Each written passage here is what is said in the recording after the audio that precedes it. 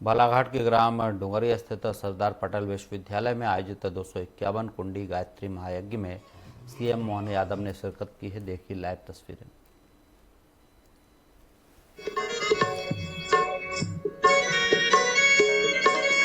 तालियां बजती रहनी चाहिए। स्वागत की श्रृंखला को आगे बढ़ाते हुए मैं निवेदन करना चाहूंगा इंजीनियर दिवाकर सिंह सर से, महेश खजांची जी से एवं डॉक्टर चारुदत्त जोशी जी से कि वे श्रद्धेय डॉक्टर चिन्मय पांडे जी का स्वागत सत्कार करेंगे।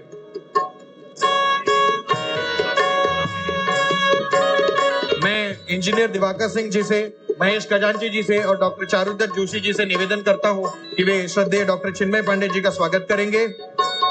उसी श्रृंखला में मैं इंजीनियर दिवाकर सिंह सर, कुलाधिपति सरदार पटेल विश्वविद्यालय डॉक्टर चारुदत्त जोशी जी एवं महेश खजांची जी से निवेदन करता हूं कि वे हमारे मध्य प्रदेश के यशस्वी मुख्यमंत्री डॉक्टर मोहन यादव जी का स्वागत करेंगे।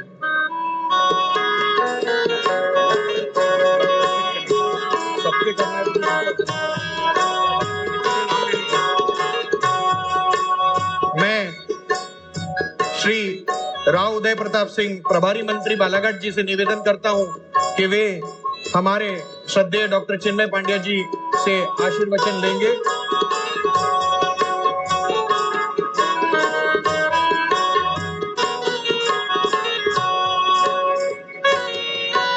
साथ ही साथ स्वागत की श्रृंखला एवं आशीर्वचन की श्रृंखला को आगे बढ़ाते हुए मैं श्री लखन पटेल जी, मंत्री महोदय से भी निवेदन करता हूं कि वे भी डॉक्टर चिन्मय पांड्या जी से आशीर्वाद ग्रहण करेंगे।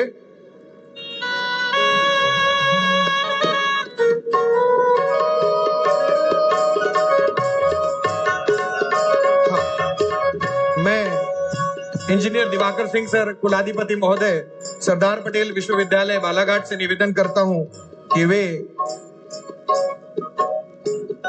हमारे डॉक्टर चिन्मय पांड्या जी का स्वागत करेंगे सरदार पटेल विश्वविद्यालय के परिवार से।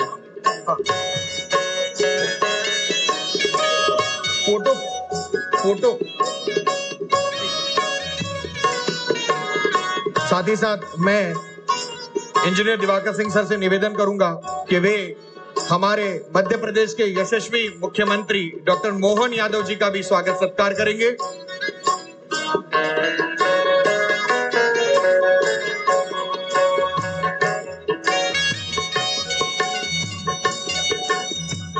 हमारे जोन प्रभारी एवं हमारे महेश खजांची जी भाई साहब, सभी अतिथियों का दुपट्टा ओढ़ा करके हमारे कार्यक्रम प्रभारी श्री श्याम बिहारी दुबे जी समस्त अतिथियों को मंत्र चादर ओढ़ा करके उनका सम्मान करें। एक बार जोरदार करतल ध्वनि करके हम सभी आज के मंच पे ऐसे दिव्य वातावरण में सभी का स्वागत करें, वंदन करें, अभिनंदन करें। दोनों हाथ उठा करके बोलिए भारत माता की जय, गायत्री माता की जय, भारतीय संस्कृति की जय।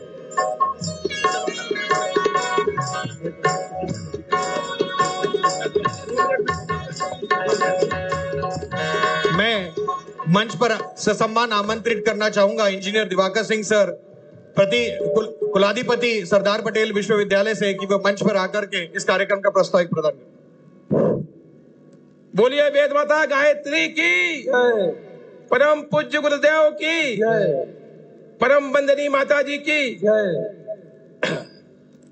विराट राष्ट्र जागरण 251 कुंडी गायत्री महायज्ञ के आज तृतीय दिवस के अवसर पर आयोजित इस विशाल युवा सम्मेलन एवं यज्ञ के कार्यक्रम में आज हमारे बीच में उपस्थित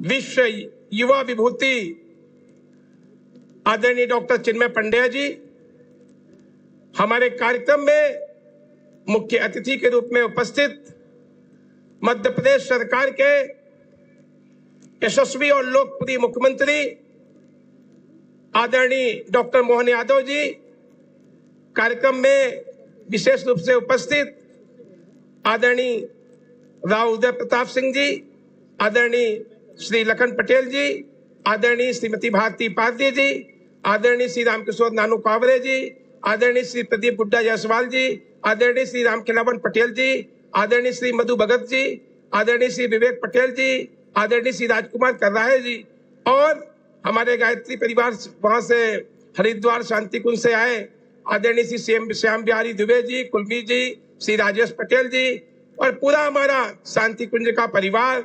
आज यहाँ पर जो युवा सम्मेलन का कार्यक्रम रखा गया है, उसका मुख्य उद्देश्य ये था कि जब हम लोग यज्ञ का कार्यक्रम करते हैं, उसके साथ साथ बहुत सारे संस्कार के कार्यक्रम होते हैं, जिसमें पुष्पन संस्कार, नामकरण संस्कार, दीक्षारंभ संस्कार। उसी के साथ साथ आज युवा सम्मेलन का कार्यक्रम इसलिए रखा गया है कि ये आज का जो ये 251 कुंडी गायत्री महायज्ञ का कार्यक्रम है, वो सरदार पटेल विश्वविद्यालय परिसर में रखा गया। इसलिए युवाओं के लिए विशेष उद्बोधन के लिए डॉक्टर चिन्मय पंड्या साहब ने आखिरी टाइम दिया। मैं युवा विश्व विभूति आदरणीय भाई साहब का यहाँ पर सत सत अभिनंदन करता हूँ, हृदय से आभार व्यक्त करता हूँ। आज साथ में हमारे आदरणीय लोकप्रिय मुख्यमंत्री डॉक्टर मोहन यादव जी, मैं आपको बताना चाहता हूँ कि आदरणीय चिन्मय पंड्या जी जिस प्रकार से भारतीय संस्कृति और भारतीय दर्शन का पताका पूरे विश्व में फहरा रहे हैं। अखिल विश्व गायत्री परिवार अकेले भारत नहीं बल्कि विश्व के 100 देशों में अखिल विश्व गायत्री परिवार काम कर रहा है। और हमारे भाई साहब आदरणीय डॉक्टर चिन्मय पंड्या जी हमारे भारत की संस्कृति और भारत के दर्शन का पताका पूरे विश्व में फहरा रहे हैं। उसी प्रकार हमारे यशस्वी मुख्यमंत्री डॉक्टर मोहन यादव जी, जो भारत की नई शिक्षा नीति है, उस शिक्षा नीति में जब आप उच्च शिक्षा मंत्री थे और वर्तमान में आपने भारतीय ज्ञान परंपरा को उच्च शिक्षा, तकनीकी शिक्षा, चिकित्सीय शिक्षा, सभी शिक्षा के पाठ्यक्रमों को माननीय मुख्यमंत्री जी ने भारतीय ज्ञान परंपरा के पाठ्यक्रम को रखवाया। इसलिए मैं आज इस मंच के माध्यम से आपका अभिनंदन करना चाहता हूं कि माननीय मुख्यमंत्री जी ने भारतीय ज्ञान परंपरा को, भारतीय दर्शन को विश्वविद्यालयों में, महाविद्यालय शिक्षा में इनको जुड़वाया है। भारतीय दर्शन के लिए छात्रों को पढ़ने का मौका दिया है। मैं आपका सत सत अभिनंदन करता हूं। मैं आज के इस कार्यक्रम में उपस्थित सभी का हृदय से स्वागत करता हूं, वंदन करता हूं, अभिनंदन करता हूं। धन्यवाद। बोले परम पूज्य गुरुदेव की, युगाधिपति महाकाल की। दोनों हाथ उठा करके एक बार और दोनों हाथ ऊपर उठाइए। बोलिए युगाधिपति महाकाल की, भारत माता की। भाइयों बहनों, परम पूज्य गुरुदेव ने जो विराट मिशन बनाया, विचार क्रांति अभियान, युग निर्माण योजना, इसके लिए उन्होंने कहा कि बेटा तुम मेरे विचारों को जन जन तक पहुंचा दो। मेरे विचार ही वो काम करेंगे कि व्यक्ति के भीतर की बुराई दूर होती जाएगी और वो एक अच्छा इंसान बनता हुआ चला जाएगा। और इसी को लेकर के 15 करोड़ से बड़ा ये जो गायत्री परिवार का जो वृहद फैलाव है, इसी लक्ष्य को लेकर है। युग निर्माण योजना की यह जलती लाल मशाल है, नामुमकिन है इसे बुझाना, यह अंतस की ज्वाल है। तो उस युवाओं के हृदय को झकझोरने के लिए, युवाओं का मार्गदर्शन करने के लिए हमारे मध्य में एक ऐसे शख्सियत मौजूद हैं जिनका परिचय देना सूरज को दीपक दिखाने के समान है। भाइयों बहनों, एक ऐसा युवा जिसका जीवन का बचपन परम पूज्य गुरुदेव पंडित श्री राम शर्मा आचार्य जी, माता भगवती देवी शर्मा जी की गोद में बीता। परम श्रद्धेय डॉक्टर साहब एवं परम श्रद्धेय जी के छांव में, जिनके कुशल संरक्षण में जिनका व्यक्तित्व गढ़ा है, और MBBS देहरादून से करने के पश्चात न्यूरोसाइकेट्रिस्ट में MRCP लंदन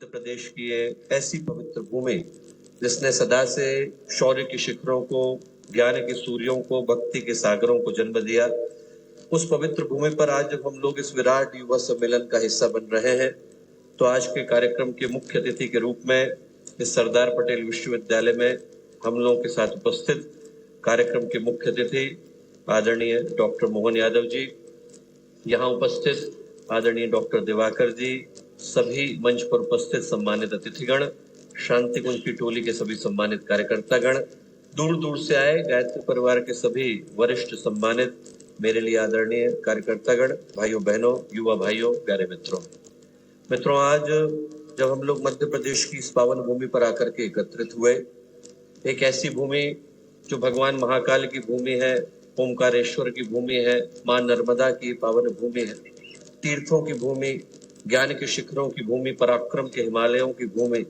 एक से एक बढ़कर के वीरांगनाओं को और वीरों को जन्म देने वाली है भूमि। इस भूमि पर आज यदि हम लोग यहाँ पर आए नहीं बल्कि बुलाए गए तो आज का दिन हम में से प्रत्येक के लिए एक आमंत्रण को, आवाहन को, संकल्प को और सौभाग्य को लेकर के आया है। हर वो व्यक्ति जो यहाँ आकर के बैठा, मैं कहूंगा कि एक बार अपनी आंखों को बंद करके मन में उस ईश्वर के साथ एक रूप होने का प्रयत्न करें, गुरुदेव के साथ एक रूप होने का प्रयत्न करें और ये सोचे कि उनने हमें यहाँ बुलाया तो क्या सोच करके बुलाया। इसलिए बुलाया दोस्तों क्योंकि जिन घड़ियों में हम लोगों की मुलाकात हो रही है, ये घड़ियां भारत के स्वाभिमान के जागरण की, भारतीय अस्मिता के जागरण की, भारतीय अध्यात्म के जागरण की और भारतीय ज्ञान और विज्ञान के जागरण की घड़ियां हैं। एक बड़े ही दुर्लभ समय में हम लोग मिल रहे हैं और ये समय हर व्यक्ति के लिए जो दूर दूर से यहाँ खिंच करके चलाया, उसके लिए एक सौभाग्य को लेकर के आए। और सौभाग्य के साथ एक खास बात होती है, सौभाग्य उसी के जीवन में साकार हो पाता है जो उसको पहचानना जानता है। नहीं तो अवसर आते, मनुष्य के जीवन में अवसर आते हैं, दरवाजा खटखटाते हैं, पर यदि हम उनको पहचानने से मना कर दें तो उनको खाली हाथ लौटना पड़ता है। भगवान भी आए, दरवाजा खटखटाए और यदि मैं चटकनी लगा करके बैठ जाऊं तो उनको वापस लौटने के लिए मजबूर होना पड़ता है। सौभाग्य उन्हीं के जीवन में आता है दोस्तों जो उसको पहचान पाने की शक्ति और सामर्थ्य अपने अंदर सुरक्षित रखता है। 12 साल का बालक था, नाम था नारायण, महाराष्ट्र की भूमि पर विवाह करने के लिए गया। जो पंडित थे, पुरोहित थे, उनने जैसे ही दोनों का दुपट्टा बांधा, उनने बोला सावधान। महाराष्ट्र में परंपरा है वर वधू का लग्न करते समय में पुरोहित बोलते हैं सावधान, उनने बोला सावधान। सावधान बोलना था कि उस 12 साल के बालक के मन में विचार आया कि सावधान होने को क्यों कह रहा है। तुरंत उनने सोचा कि इसलिए कह रहा है कि न जाने कितने वर्षों की प्रतीक्षा के बाद ये मनुष्य का जीवन मिला, इसका उद्देश्य क्या है, लक्ष्य क्या है, जाना कहाँ है, पाना क्या है, ये जानना तो जरूरी है। उनने तुरंत विवाह के मंडप को त्यागा, त्रयंबकेश्वर के पास टापली का जंगल है, जाकर के बैठे। 12 वर्ष के बाद दोबारा उठे, उनका नाम समर्थ गुरु रामदास हो गया। घटना साधारण सी, घटना यही थी कि शादी कराने वाले पंडित ने सावधान होने के लिए कहा था। न जाने कितनों को कहा होगा, कितनों ने सुना होगा। न शादी कराने वाले पंडित सावधान हुए और न शादी करने वाले वरवधू सावधान हुए। एक के जीवन में क्रांति घट गई। क्रांति घटाने के लिए जरूरी नहीं कि बाहर क्या घट रहा है, क्रांति घटाने के लिए जरूरी है कि भीतर क्या घट रहा है। आज का जो क्षण है वो हम में से प्रत्येक को झकझोरने के लिए आया है, याद दिलाने के लिए आया है दोस्तों कि जिन घड़ियों में हम लोग मिल रहे हैं, ये घड़ियां भारत के स्वाभिमान के जागरण की घड़ियां हैं।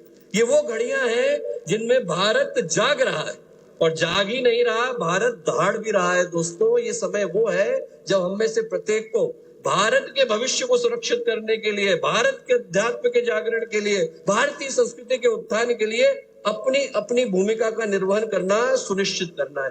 गुरुदेव 19 वर्ष के थे, भारत में अंग्रेजों का राज था और गुरुदेव ने कविता लिखी। क्या लिखी? देख देख कर बाधाओं को तनिक न घबरा जाना, सब कुछ करना सहन किंतु मत पीछे कदम हटाना। कोई भी हो दुश्मन तेरा निश्चित मिट जाएगा, 30 कोटि हुंकारों से मंडल फट जाएगा। प्रलय मरुत हो बंद, प्रचंड बवंडर के झोंके आवे, शांत हिमालय उड़े, शिलाए चूर हो टकरावे। परिवर्तन परिवर्तन निश्चित है, बहरे सुने आंख अंधे खोले, सोने वाले उठे सिपाही जागे सावधान होने। ये समय दोस्तों सावधान होने का है। ये शब्द आपके कानों में पड़ रहे हैं, ये आवाज आप तक पहुंच रही है, ये भावना आप तक पहुंच रही है, तो ये समय सावधान होने का है। सावधान होने का है क्योंकि भारत लंबे समय की सुषुप्ति के बाद जाग रहा है, करवटें बदल रहा है। 15 जनवरी 1897 स्वामी विवेकानंद 5 वर्ष के लिए भारत से बाहर थे, लौट करके आए। उनका बहुत बड़ा सम्मान हुआ और सम्मान करने के बाद जो स्वागत सभा के अध्यक्ष थे उनने स्वामी विवेकानंद से प्रश्न किया। उन्होंने कहा, स्वामी जी, इतने दिनों तक आप भारत की धरती से दूर रहे तो आपकी उपस्थिति का लाभ वहां के लोगों को मिला, आपको क्या मिला? वो लोग जो सारे भारतीय ज्ञान से अपरिचित थे वो आपका दर्शन पा सके, आपको क्या मिला? सन्यासी को तो समुद्र पर्यंत रहना नहीं चाहिए, आपको क्या लाभ हुआ? स्वामी विवेकानंद ने बड़ा प्यारा उत्तर दिया। बोले, मैं इतने दिनों तक भारत की भूमि से दूर न रहा होता तो जिन बातों को पहले भावना के आवेश में सत्य मानता था उनको आज प्रमाण पूर्वक सत्य न मानता।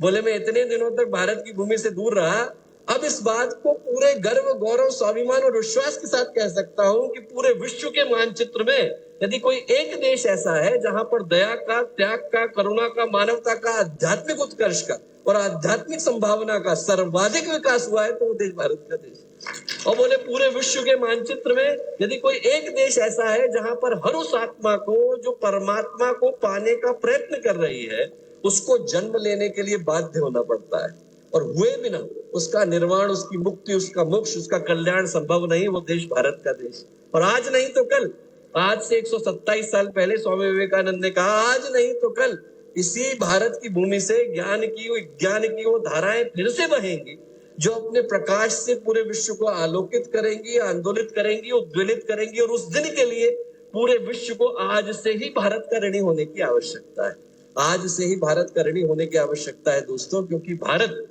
उस भूमि का नाम है जिसने इंसान को इंसान बनाना सिखाया।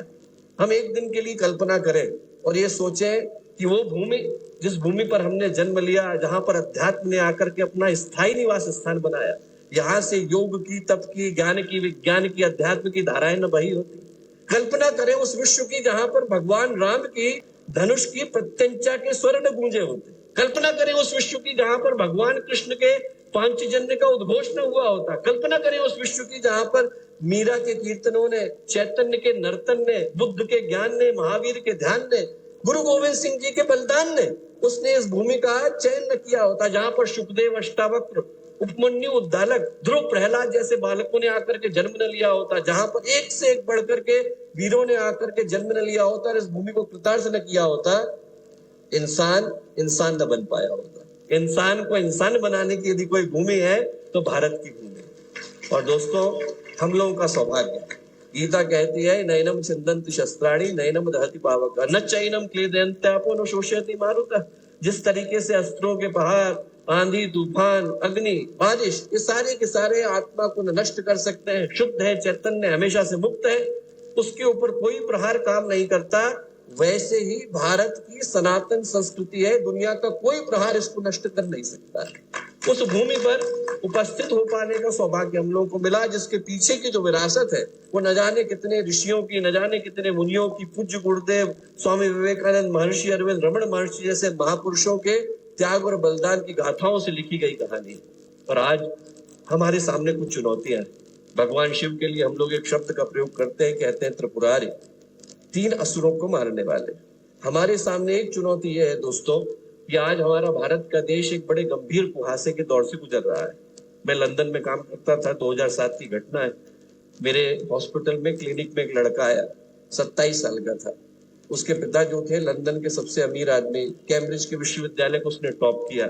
समस्या क्या थी? कोकेन लेता था। कोकेन एक तरीके का नशा होता है, उसको करता था। और जो व्यक्ति लंबे समय तक कोकेन लेता है उसको एक अजीब तरीके के हेलुसिनेशन होते हैं, उसको ऐसे लोग शरीर पर चलते दिखाई पड़ते हैं जो है नहीं पर दिखाई पड़ते हैं। जिस रात को हमने उसे देखा, 27 छेद शरीर के अंदर थे, आप देखते तो आपकी आंख से आंसू आ जाते, इतनी बुरी स्थिति। और वो निरंतर लोगों से लड़ता था, लोगों से परेशान होता था। एक दिन मैंने उससे पूछा कि इतना गुस्सा क्यों, ये क्रोध किसके लिए? तो बोला, आप लोगों के प्रति नहीं है, आप लोग इसको अपने दिल पे मत लेना, मैं अपने पिता से गुस्सा हूं। क्यों? बोले, मेरे पिता, आप सोच के देखिए कि एक सामान्य व्यक्ति अपनी जिंदगी में कुछ पाने के लिए आगे बढ़ता है।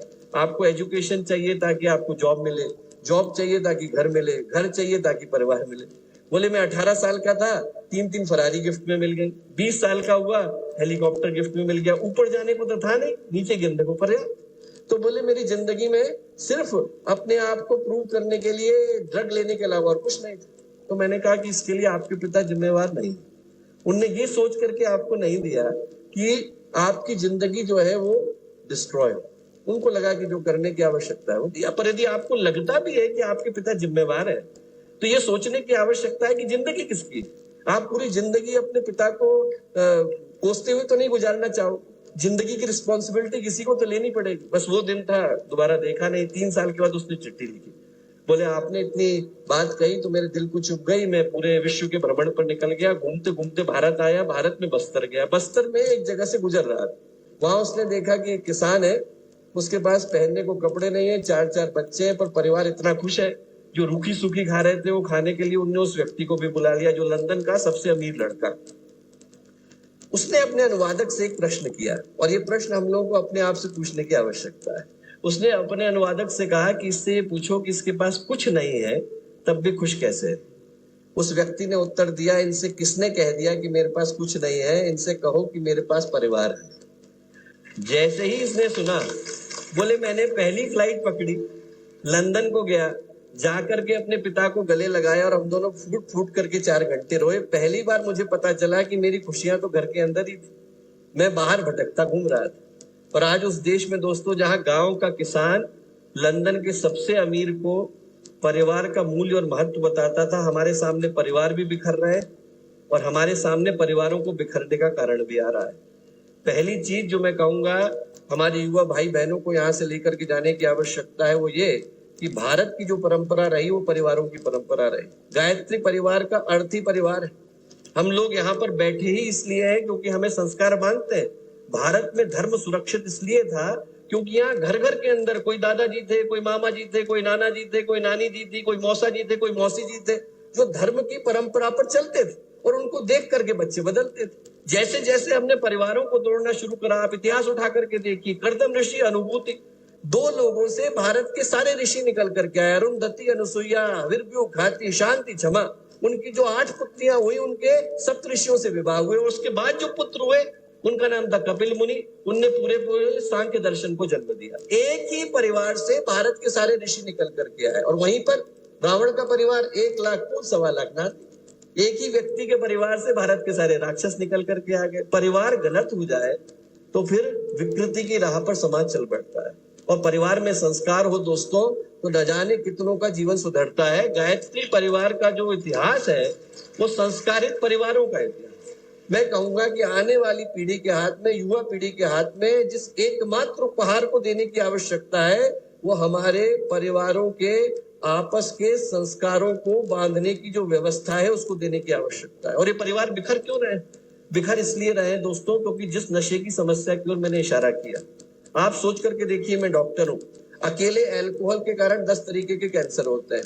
और वो व्यक्ति अकेला ही थोड़ी गया, शरीर गया, मन गया, घर का पैसा गया, घर के संस्कार गए, घर का सम्मान गया, न जाने कितने वर्षों तक। और दुनिया उस व्यक्ति को खो बैठती है जो देश के लिए कुछ कर सकता था। राष्ट्र एक इंपॉर्टेंट नागरिक को खो बैठता है। ऐसी स्थिति में दोस्तों आज हम लोग कहते हैं कि गायत्री परिवार में 16 करोड़ सदस्य हैं, 5400 केंद्र हैं। हम लोग की 80 देशों में शाखाएं हैं, 23 देशों में गायत्री परिवार के अपने केंद्र हैं। मैं हर गायत्री परिजन से एक ही अपील करता हूं कि हम लोग यहाँ से एक ही संकल्प लेकर के जाएं कि यदि हम 16 करोड़ गायत्री परिवार के परिजन हैं और आज भारत के यहाँ 16 करोड़ ऐसे लोग हैं जो किसी न किसी तरीके के नशे से जूझ रहे हैं, यदि हर गायत्री परिजन एक एक व्यक्ति को नशे से दूर करता है, भारत का भविष्य सुरक्षित करने वाले हम ही लोग होंगे। दोस्तों, हमें भारत को उस कुहासे से निकालना है, उस कुहासे से निकालना है जहां पर हमारी आने वाली पीढ़ियां हमारी आंखों के सामने जाती और बर्बाद होती दिखाई पड़ती है। अंत में दोस्तों मैं एक ही बात कहूंगा, क्योंकि माननीय मुख्यमंत्री जी को आगे की यात्रा के लिए भी निकलना है, मैं कहूंगा कि हम लोग सौभाग्य का स्मरण करें। गुरुदेव ने जो हमें सौभाग्य दिया वो भारतीय संस्कृति के आध्यात्मिक पुनरुत्थान के एक हिस्सा बनने का, उसका एक घटक बनने का, उसका एक अंश बनने का सौभाग्य प्रदान किया। याद करें वो भारतीय परंपरा जो न जाने कितने महान ऋषियों की परंपरा पर, पुरातन परंपरा पर खड़ी हुई है। हम लोग तो छोटे से घटक, हम लोगों को तो सिर्फ उस व्यवस्था पर आरूढ़ होने का अवसर मिला है। उस सौभाग्य का स्मरण करें जो हमारे पीछे चली आ रही है। हमारे रगों के अंदर खून किनका बहता है उसको याद करें। हमारे रगों के अंदर जिन महापुरुषों का, महामानवों का, उनके त्याग का, उनके बलिदान का जो रक्त बहता है उसे स्मरण करने की आवश्यकता है। और याद करें कि आज की तारीख में भारतीय संस्कृति, भारतीय भविष्य, इसके ऊपर किसका ग्रहण लगा है, इसके ऊपर कौन सा कुहासा लगा है। परिवारों को जोड़ना और परिवारों को उस मार्ग से दूर करना जहां से भारत का भविष्य ग्रहण से ग्रसित होता नजर आता है, हम लोगों की जिम्मेवारी है। और अंतिम बात, मैं एक छोटी कहानी सुनाकर के बात को करूंगा। वो कहानी अहिल्याबाई होलकर की है। संयोग ऐसा कि इस वर्ष में हम उनकी भी जयंती को मना रहे हैं। भारत की बड़ी ही जुझारू महिला हुई। 29 वर्ष की आयु में जब वो रानी बनी तो पूरे इस क्षेत्र को, मध्य प्रदेश से लेकर मालव और महाराष्ट्र के क्षेत्र को उन्होंने अकेले अपने संघर्ष से न जाने कितनी समस्याओं से और न जाने कितने संकटों से दूर किया। इस कारण से गीता को पढ़ नहीं पाई। एक दिन उन्होंने अपने पंडित जी को बुलाया, बोले पंडित जी मेरा गीता पढ़ने का बड़ा मन था, आप एक काम करिए कि रोज आकर के मुझे गीता पढ़ाइए, एक एक श्लोक सुनाएंगे, मैं उसको चिंतन करूंगी, मनन करूंगी, याद करूंगी तो मुझे गीता याद हो जाएगी। पंडित जी बोले बिल्कुल ठीक। अगले दिन पंडित जी गीता लेकर के आ गए, पहला श्लोक खोला, बोले धृतराष्ट्रवाच, धृतराष्ट्र कहते हैं, क्या कहते हैं, धर्म क्षेत्रे कुरुक्षेत्रे समवेता युत्सवा माम कहा पांडवाश्चैव किम कुर्वत संजय। धर्म क्षेत्र में, कुरुक्षेत्र में मेरे बच्चे, पांडु के बच्चे क्या करते हैं बता। ये कहना था कि अहिल्याबाई होलकर बोली कि आगे पढ़ने की आवश्यकता नहीं है, मुझे गीता समझ में आ गई।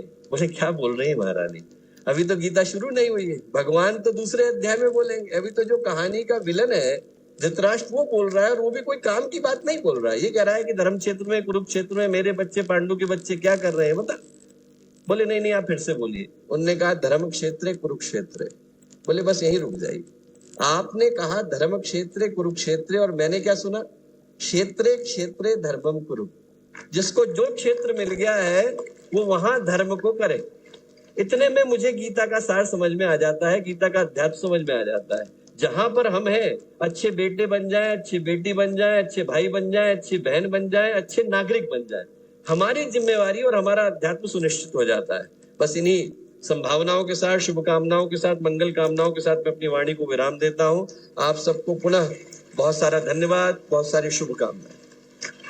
बोले परम पूज्य गुरुदेव की। युग निर्माण योजना की यह जलती लाल मशाल है, नामुमकिन है इसे बुझाना, यह अंतस की ज्वाल है। और जो परम श्रद्धेय डॉक्टर साहब ने जो संकल्प दिलाया है कि नशा मुक्ति का संकल्प लेकर के हम सभी को यहाँ से जाना है, तो अपना दाहिना हाथ ऊपर उठाइए एक बार, हमारे बात दोहराएंगे। बोलिए मैं आज से नशा मुक्ति के लिए प्रयासरत रहूंगा, स्वयं तो नशा नहीं करूंगा, साथ ही अपने संपर्क में आने वालों को नशा मुक्ति के लिए प्रेरित करूंगा।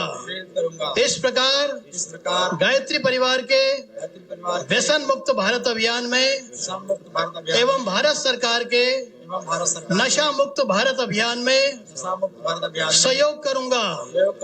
हम बोलेंगे नशा, आप बोलेंगे भारत छोड़ो। नशा, नशा, अब दुनिया भी छोड़ना है। नशा, नशा। बहुत बहुत धन्यवाद।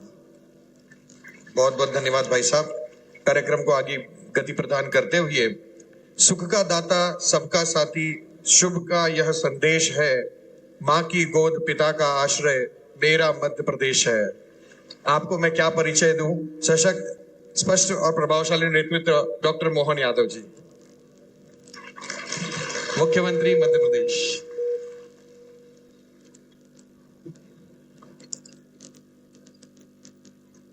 आज का ये बहुत अद्वितीय, अनुपम और देवता भी जिनकी ऐसी उपस्थिति देख के आनंद में डूबे होंगे, ऐसे पुनीत पावन इस प्रसंग में और मेरी उपस्थिति आपको प्रणाम करने के लिए यह गुरुवार को प्रणाम कर रहा हूं। मेरी अपनी ओर से, सरकार की ओर से आपका वंदन है, अभिनंदन है। मैं अपने आप को धन्य मानता हूं। हमारे लिए आज का दिन, हमारी तो राजनीतिक उठापटक की दुनिया थोड़ी गुरुजी अलग है, और ऐसी दुनिया में ऐसा जब सुकून का पल मिलता है तो ऐसा लगता है कि उलझी पुलझी दुनिया में कोई ऐसी आनंद का कोई क्षण मिल जाए तो ऐसा लगता है स्वर्ग मिल गया। वो स्वर्ग की तुलना हो सकती है, इससे और कुछ नहीं हो सकता। आज के इस बहुत अद्वितीय कार्यक्रम में 251 कुंडी गायत्री महायज्ञ, विराट संस्कार महोत्सव, इस मंच के ऊपर अभी अभी जिनने हम सबको अपना मार्गदर्शन दिया, परम पूज्य डॉक्टर चिन्मय पंड्या जी, मैं आपका अभिनंदन करता हूं, स्वागत करता हूं। आपके सुंदर मार्गदर्शन से हम सब गौरवान्वित। इस अवसर पर हमारे प्रभारी मंत्री परिवहन एवं स्कूल मंत्री श्रीमान राव उदय प्रताप सिंह जी, आपका भी वंदन है, अभिनंदन है। हमारे पशुपालन मंत्री श्रीमान राम लखन पटेल जी, बहुत जोरदार अभिनंदन राम लखन जी के लिए। लखन पटेल, राम तो मैंने अयोध्या के कारण बोल दिया। जब अयोध्या में राम मुस्कुरा रहे हैं तो लखन तो मुस्कुराएंगे ही मुस्कुराएंगे। हमारा सौभाग्य है। इस अवसर पर हमारी सांसद श्रीमती भारती पारधी जी, माननीय विधायक गौरव पारधी जी, माननीय विधायक राजकुमार कराहाई जी, माननीय विधायक विवेक पटेल जी, माननीय विधायक मधु भगत जी हमारे अभिन्न मित्र हैं। इस अवसर पर यहाँ जिस कैंपस में हम वहाँ के कुलाधिपति, आजकल कुलाधिपति की बजाय हम कुलगुरु बोलते हैं सभी विश्वविद्यालयों में। गुरुजी, हमने अपनी शिक्षा नीति में कई बदलाव किए हैं और ये कुलपति शब्द को बदल करके हमने कुलगुरु की परंपरा कायम की है। कुलगुरु के माध्यम से हमारे पूरे प्रदेश के सरकारी और निजी विश्वविद्यालय जो भी हो, उनको अपने कुलपतियों को कुलगुरु के नाते से जाना जाता है। गुरु शब्द बोलते ही हमारे लिए, वैसे मंच में बाकी लोग अभी बैठे, मैं उनका बता दूं, हमारे वरिष्ठ नेता पूर्व मंत्री पूर्व सांसद माननीय ढाल सिंह बिसेन जी, माननीय राम खिलावन पटेल जी पूर्व मंत्री मेरे अभिन्न मित्र हैं। इस अवसर पर हमारे पूर्व मंत्री प्रदीप जायसवाल जी, आपका भी वंदन अभिनंदन। हमारे महेश खजांची जी, चारुदत्त जी, इस अवसर पर हमारे युवा मोर्चा के वैभव कुमार जी, गौरव का तो नाम बोल दिया मैंने। इस अवसर पर पूरा मंच आप सबको प्रणाम करता हूँ। सभी विद्वज्जन, इस अवसर पर सभी माता बहनें, आमंत्रित अतिथिगण, साधु संत, सभी महानुभाव, पत्रकार साथियों, प्यारे मित्रों, कई जन्मों के पुण्य के बाद यज्ञ की एक आहुति अपने हाथ से देवता ग्रहण करते हैं। कई जन्मों के पुण्य के बाद ऐसा अवसर मिलता है। जैसे हमारे अपने देश की आजादी के पहले से, आजादी के बाद से, ये जो देश के अंदर अलग अलग प्रकार से, खास करके देश के अंदर जो अभियान चलना चाहिए, 1925 से राष्ट्रीय स्वयंसेवक संघ ने अपने राष्ट्रवादी विचारों को लेकर के अपनी एक मार्ग, एक यात्रा अलग से निकाली और उस यात्रा के विविध प्रकार के अलग अलग आयामों में, अलग अलग हिस्सों में हम राजनीतिक क्षेत्र से आते हैं।